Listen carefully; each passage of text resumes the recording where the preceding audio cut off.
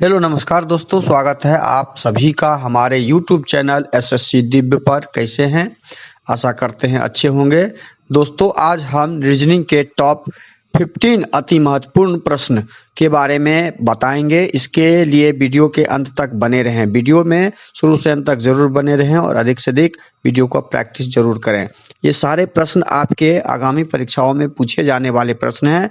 जो परीक्षाएं हैं UP police, railway, SSC, CGL, MTS, CGL, CHSL, CPO, GD, SBI, ALP, IBPS, दरोगा, DRDO, GD, अन्य जितने भी पुलिस स्टेट संबंधित हैं सारे एग्जाम में पूछे जाते हैं। ये प्रश्न देखिए किस प्रकार के पूछे जाते हैं।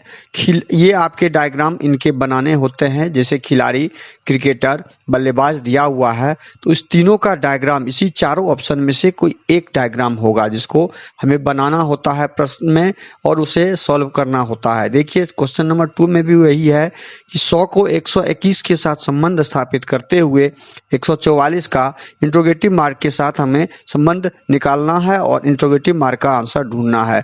उसी प्रकार पोशाक को दर्जी से संबंधित करते हुए हमें प्रश्नवाचक चिन्ह के स्थान पे बढ़ई के साथ क्या संबंध होगा वो शब्द ढूंढना है।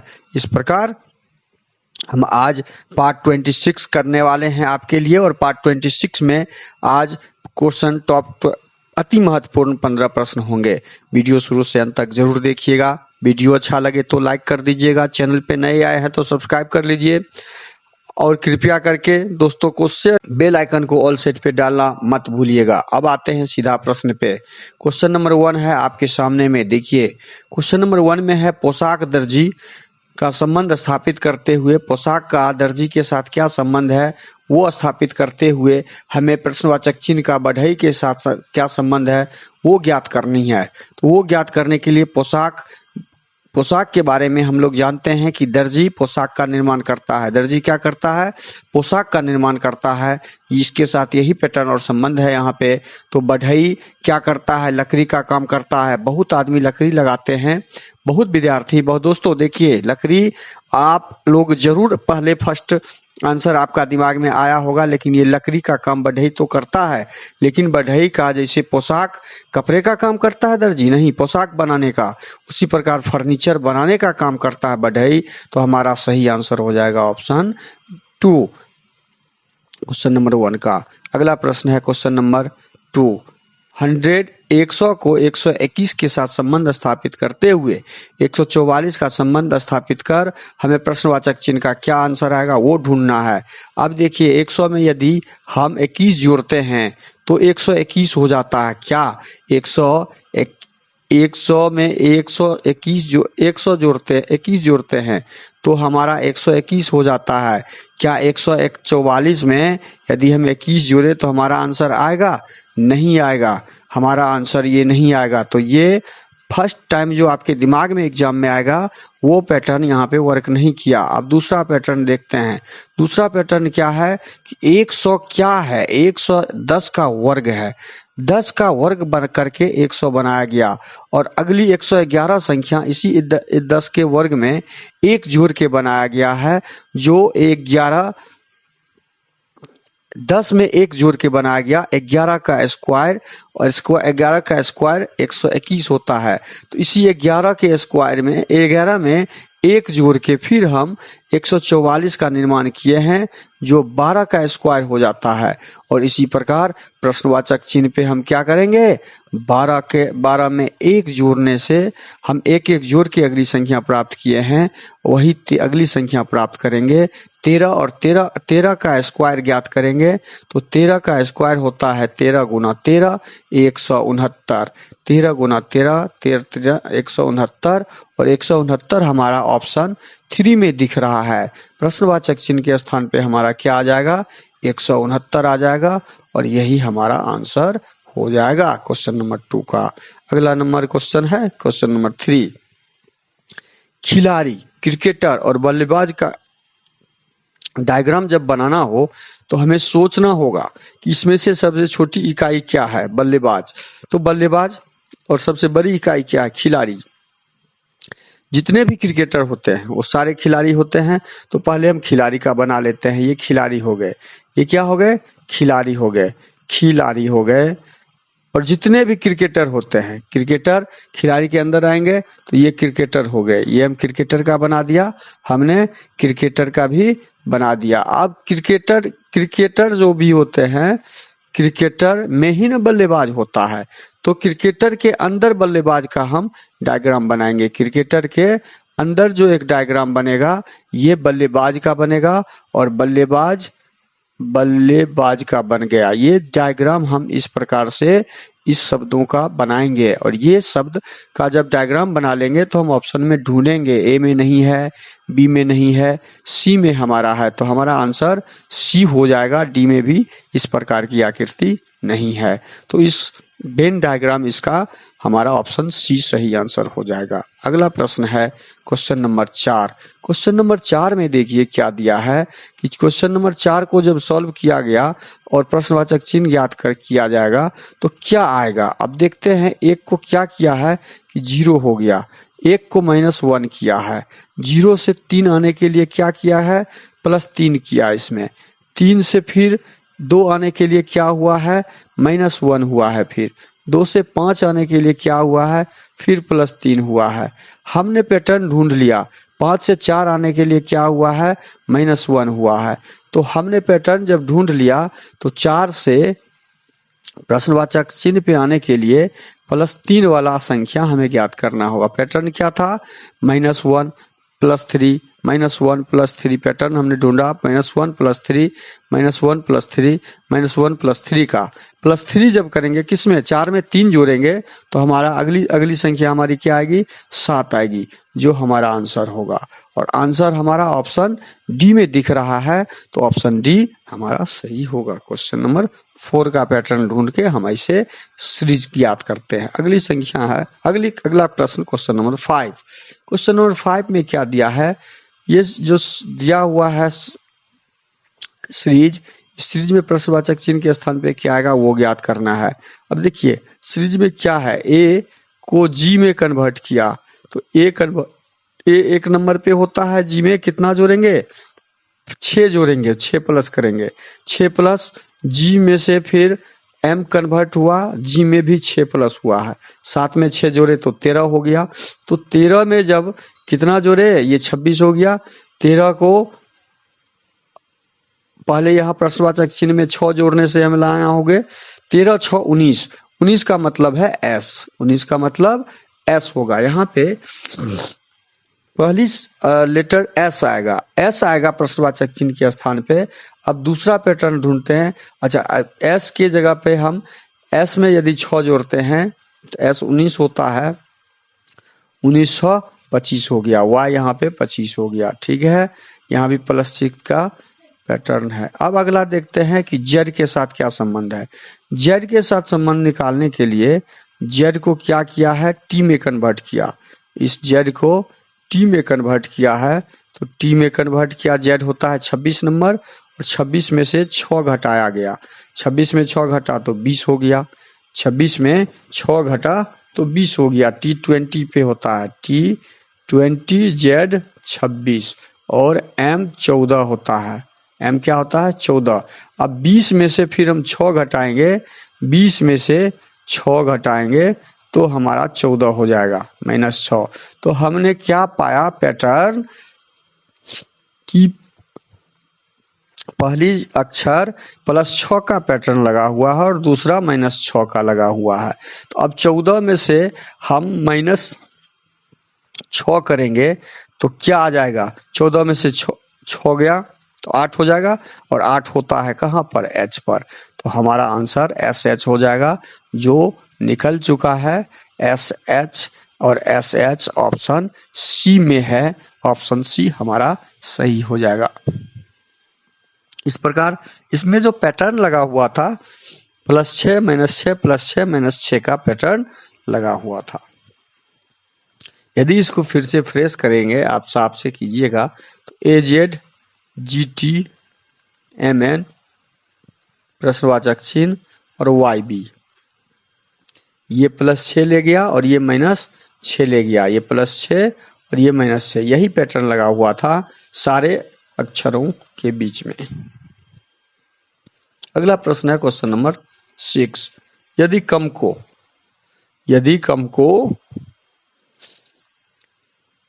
क्या लिख दिया है, ये कम को क्रम केवल चेंज कर दिया, ई को पहले कर दिया, एम को उसके बाद कर दिया, क्रम केवल फर्स्ट सेकेंड चेंज हो गया है, ओ को सी को लास्ट कर दिया। बस ट्रेन में भी वही कर देंगे, हम ट्रेन में भी वही कर देंगे, TRAIN, एन को शुरू में, आई को उसके बाद, ए को उसके, आर को उसके बाद, टी को उसके बाद, जो हमारा ऑप्शन सी में दिख रहा है। तो इस प्रश्न का सही आंसर ऑप्शन सी हो जाएगा। अगला प्रश्न है क्वेश्चन नंबर 7। सभी कौवे पक्षी हैं। इस प्रकार के प्रश्न आपके एग्जाम में बहुत पूछे जाते हैं। तो सभी कौवे पक्षी हैं। पहले हम क्या करेंगे, सभी वाले जितने भी हैं उसका डायग्राम बनाएंगे। ये पक्षी हो गया, ये पक्षी का हम डायग्राम बना लिया। और सभी पक्षी क्या हैं, कौवे हैं। तो सभी पक्षी जो भी हैं कौवे हैं, कौवा बीच में आ जाएगा, कौवा, सभी कौवा पक्षी है। कौवा से जितना भी कौवा है सब पक्षी के अंदर आ गया। सभी जैसे होगा वो उसके अंदर डायग्राम बनेगा। सभी मोर कौवे हैं। अब देखिए क्या है, सभी मोर, जितने भी मोर हैं वो कौवे हैं। तो कौवे के अंदर मोर का डायग्राम बनेगा। अब जो हम डायग्राम बनाएंगे, कौवे के अंदर डायग्राम बनेगा। ये आपका कौवा का डायग्राम बना और इसके अंदर बन जाएगा मोर का डायग्राम। ये मोर हो गया और ये कौवा हो गया। ये डायग्राम हमारा बनेगा। अब इस डायग्राम में निष्कर्षण 1 को पढ़ना है। देखिए निष्कर्षण 1 में दिया है सभी मोर पक्षी हैं। जितने भी मोर हैं वो सारे पक्षी हैं। तो इस डायग्राम को हम ऐसे करेंगे, हम जो दिया हुआ है उसको और जिसको पाना है उसकी तरफ जाएंगे। तो अंदर से बाहर की तरफ आए तो पक्षी की तरफ आए हम। ये लाइन पक्षी वाला है, ये पक्षी का है, ये डायग्राम जो हमारा है पक्षी का है। तो सभी मोर पक्षी हैं, सही में वास्तव में है कि सभी मोर क्या है, पक्षी हैं। तो ये सेंटेंस हमारा निष्कर्ष सही है। अब दूसरा निष्कर्षण है, निष्कर्ष सभी पक्षी मोर हैं। सभी पक्षी बाहर से अंदर की ओर आए हैं। तो ये प्रश्न बाहर से अंदर संभव है। बाहर जितने भी हैं तो सारा व्यापक रूप हुआ, वो चीज मोर के अंदर हो सकता है नहीं। तो ये सेंटेंस, ये निष्कर्ष हमारा जो सेकंड वाला है संभव नहीं है। तो हम निष्कर्ष भी ज्ञात कर लिए। अब हमें ऑप्शन ढूंढना है कि हमारा केवल एक नंबर निष्कर्ष सही निकला। तो केवल निष्कर्ष 1 निकलता है, ऑप्शन 3 में है। ऑप्शन 1, ऑप्शन 2, ऑप्शन 4 नहीं होगा। तो इस प्रश्न का सही आंसर ऑप्शन 3 होगा। अब इसको फिर से एक बार समझिए। ये यदि पक्षी है मान लीजिए, तो पक्षी के अंदर है कौवा है, सभी कौवा पक्षी है। ये कौवा हो गया और कौवा सभी प्रश्न के अनुसार सभी मोर कौवे हैं, ये मोर हो गया। तो इसका मतलब हुआ जितना भी चीज है अंदर में ये सारे पक्षी हैं। कौवा भी पक्षी है और मोर भी पक्षी है, लेकिन पक्षी कौवा नहीं हो सकता और कौवा इस डायग्राम के अनुसार मोर नहीं हो सकता। इस डायग्राम के अनुसार हमें ये निष्कर्ष निकलता है। तो हमने निष्कर्ष निकाल के ऑप्शन सही ढूंढ लिया। अब अगला प्रश्न है क्वेश्चन नंबर 8। कुछ समीकरण एक विशेष प्रणाली के आधार पर हल किए गए हैं, उसी आधार पर अनुत्तरित समीकरण का सही उत्तर ज्ञात कीजिए। अब देखिए सही उत्तर क्या होगा।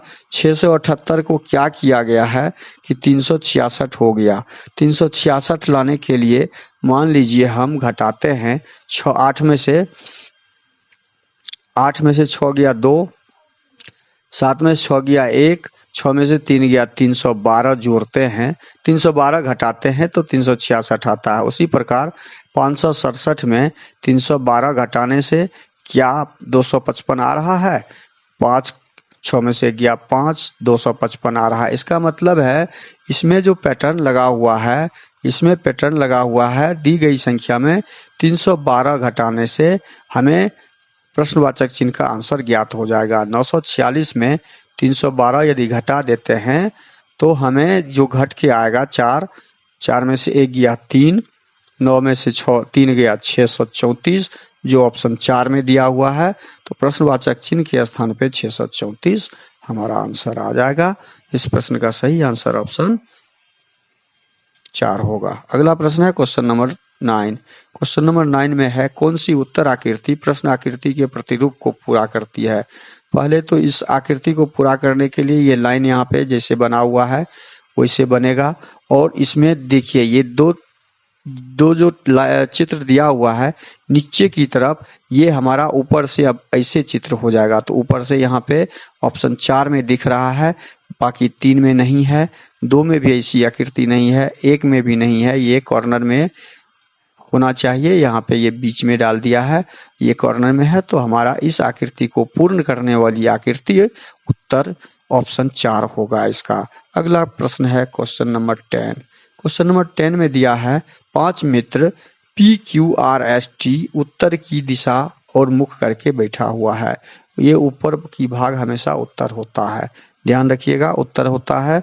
अब प्रश्न में दिया हुआ है S बैठा है T और Q के।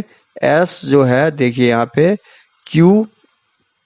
S बैठा हुआ है T और Q के, T और Q मान लीजिए यहाँ पे है, S बीच में बैठा हुआ है प्रश्न के अनुसार में, और Q है R के निकटतम बाईं ओर। Q जो है R के निकटतम बाईं ओर बैठा हुआ है। Q कहाँ पे बैठा हुआ है, R इधर यदि बैठा हुआ है तो R का बायां ये हो जाएगा, बाईं ओर Q बैठा हुआ है।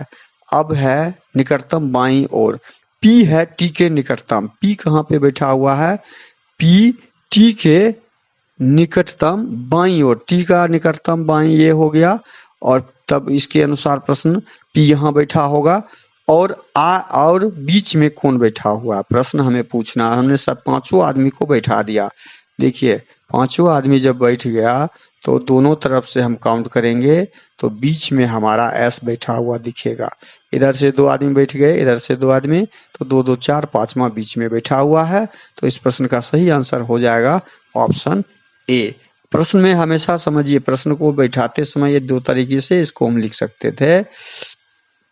एक तो S बैठा है T और Q के बीच में, तो इसका एक डायग्राम ऐसा बनता, S तो बैठा हुआ है, T Q इधर भी हो सकता था, T इधर भी हो सकता था, लेकिन अगला सेंटेंस पढ़ने के बाद जो सेंटेंस इसको रिलेटेड करता वो उस डायग्राम को हम आगे लेके चलते। ये डायग्राम आगे नहीं चलेगा, इसलिए हमने इस डायग्राम का उपयोग किया। उत्तर हमारा ऑप्शन 1 निकला। अगला क्वेश्चन नंबर 11। दी गई आकृतियों में से उस उत्तर आकृति को चुनिए जिनमें प्रश्न आकृति निहित हो। अब देखिए ये आकृति किस डायग्राम में दिख रहा है। ये आकृति, ये लाइन तो यहाँ पे दिख रहा है, लेकिन ये लाइन इधर नहीं दिख रहा है, तो ये इसमें नहीं है। अब इसमें यहाँ पे दिख रहा है ये आकृति,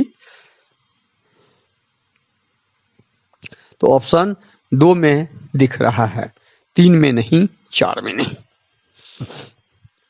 इस प्रश्न का सही आंसर ऑप्शन 2 हो जाएगा। अगला प्रश्न है क्वेश्चन नंबर 12। मिरर में प्रतिबिंब ढूंढना है।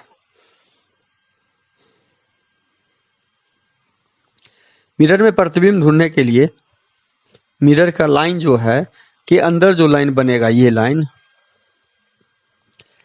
लाइन दायां से बायां हो जाएगा।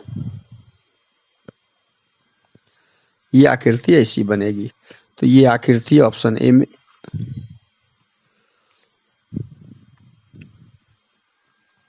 ऑप्शन ए में दिख रहा। क्वेश्चन नंबर 13 में देखिए पी क्यू का भाई है, आर क्यू की माँ है, एस आर का पिता है। इसका डायग्राम जब भी बनाएंगे ध्यान रखिएगा, पी क्यू का भाई है, क्यू का भाई है पी, लिख दिए। अब प्रश्न में क्या है, आर क्यू की माँ है, क्यू की माँ है आर, माँ हो गई।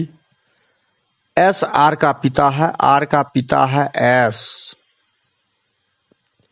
पिता लिख दिए। अब है टी, एस की माँ है, एस की माँ है, एस की माँ है टी, एस की माँ है टी। बताइए पी टी से किस प्रकार, ये इसका कौन है? ये परपोता हो गया। इसका आंसर क्या हो जाएगा? ये परपोता हो जाएगा। कैसे? भाई की माँ, माँ का पिता, पिता का माँ, परदादी हो जाएगी तो परपोता हो जाएगा। अगला प्रश्न है क्वेश्चन नंबर 14। एक व्यक्ति बिंदु ए से चलना शुरू करता है। इस प्रकार के प्रश्न को ध्यान रखिएगा, उसमें दिशा का ज्ञान होना जरूरी होता है। दिशा बहुत आसान है, ऊपर की हमेशा दिशा उत्तर होती है, नीचे दक्षिण होता है, दायां पूरब होता है, बायां पश्चिम होता है, बस इतना ज्ञात रखना है। एक व्यक्ति बिंदु ए से चलना प्रारंभ करता है, बिंदु ए, ये बिंदु ए है और यहाँ से चलना प्रारंभ करता है और उत्तर की दिशा में पहले वो जाता है 3 किलोमीटर। 3 किलोमीटर गया, दाएं घूमता है, यहाँ से वह दायां घूमता है, तो 3 किलोमीटर जब उत्तर की तरफ जाएगा तो ऊपर की तरफ जाएगा। ऊपर हमने नीचे बना दिया है, ये डायग्राम बन जाएगा ऊपर की तरफ। 3 किलोमीटर ऊपर और दाहिना घूम गया, दाहिना फिर 3 किलोमीटर चला, 3 किलोमीटर चला, फिर दाहिना घूम गया, फिर दाहिना घूम गया, घूम जाता है और चलता है, तो दाहिना नीचे की तरफ आया। यह बताएं कि वह किस दिशा में है? दाहिना ये दक्षिण हो गया, देखिए यहाँ दाहिना नीचे है, नीचे जब भी आएगा वो दक्षिण की तरफ आ जाएगा अपने दिशा से। यहाँ से चलना प्रारंभ किया, वहां से वह पूरब की ओर लेकिन दक्षिण की तरफ जा रहा है, तो इस प्रश्न का सही आंसर ऑप्शन ए हो जाएगा। अगला प्रश्न है क्वेश्चन नंबर 15। वर्ष 2003 में कुछ महीनों के 31 दिन हैं। देखिए इस प्रश्न में इस तरह के प्रश्न कई बार पूछे गए हैं और आप लोग कंफ्यूज होते हैं, इसको आप बहुत आसानी से बनाइएगा। 2023 में कुल महीनों की संख्या कुल 31 महीनों के 31 दिन हैं। 28 दिन कितने महीनों में आते हैं? 28 दिन कितने महीनों में आते हैं? अब 2003 आपका दिमाग में तुरंत आएगा कि 2003 लीप ईयर वर्ष नहीं है। लीप ईयर वर्ष क्या है? नहीं है। जब ये लीप ईयर नहीं है तो इसमें फरवरी में 28 दिन ही होंगे, तो हम आंसर क्या ढूंढेंगे? एक मंथ। 28 दिन का कितना मंथ? एक मंथ। लेकिन यहाँ प्रश्न में पूछा गया है 28 दिन कितने महीनों में है? 28 दिन तो टोटल महीनों में होते हैं। 28 दिन तो बिना 28 दिन का तो कोई मंथ कंप्लीट ही नहीं होता है। वो जनवरी से लीजिए, फरवरी लीजिए या जो मंथ लीजिए, सब में तो 28 आएगा ही। 28 के बाद ही ना 29, 30 होगा या 31 होगा। ये 28 सारे मंथ में होते हैं, इसलिए इस प्रश्न का सही आंसर ऑप्शन ए होगा। और आप हमेशा गलत ऑप्शन डी डालिएगा। इसको इस तरीके से समझ के बनाइए। वीडियो शुरू से अंत तक जरूर देखिए। वीडियो अच्छा लगे तो लाइक कर दीजिए, चैनल पे नए आए हैं तो कृपया सब्सक्राइब कर लीजिए। थैंक यू, धन्यवाद। बेल आइकन को ऑल सेट पे जरूर डाल दीजिएगा।